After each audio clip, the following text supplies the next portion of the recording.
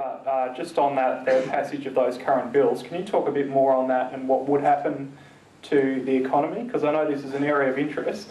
Well, I can talk about the carbon tax. I don't know enough about the minerals resource rent tax. I know that's a particular interest, obviously, to this state, but I can't say I'm an expert in it. Well, it's as I outlined already. The point of the carbon tax is actually quite straightforward. It's to tax out of competitiveness competitive industries or viable industries that can stand on their own 2 feet, and do the reverse, tax into competitiveness uncompetitive industries. And I'm talking about in a global context, by adding an additional cost to industries under the banner that it is an externality or has an environmental impact.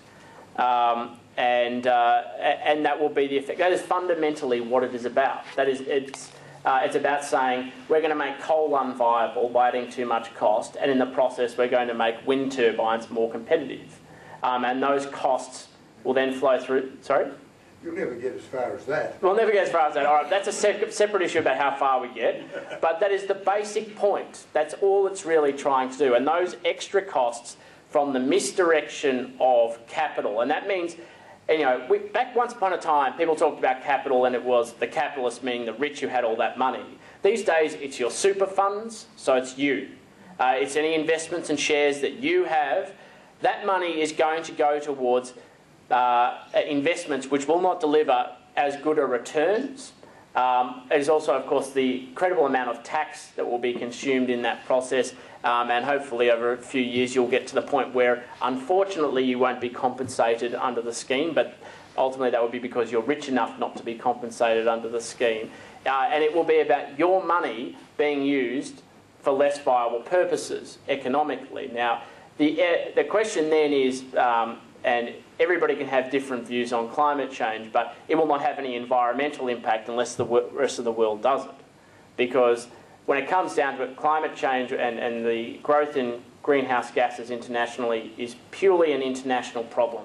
You cannot look at it from a country-specific perspective.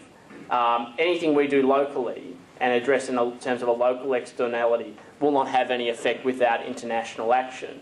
And so we will just be imposing a cost. And if you don't get that action at the international level, and I, for my sins, went to the Copenhagen meeting and the Cancun meeting, and we'll be going to Durban and the United Nations to see about negotiations for a successful treaty post the Kyoto Protocol, which expires at the end of next year and does not have a successor.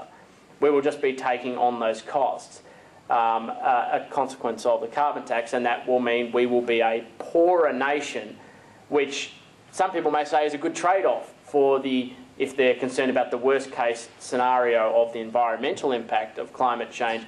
But if the rest of the world doesn't take the action, the real issue is we won't have the economic capacity then to adapt. Or we'll have a lesser economic capacity to adapt, because no matter what happens, if you believe the worst-case scenarios, you have to pay. And we'll be wasting money cutting emissions while, you know, if you really believe everything, and the most significant hyperbole, you won't have the money to build the seawall to stop the oceans rising. And that's what will happen. So unless you have the framework internationally, it's just completely pointless.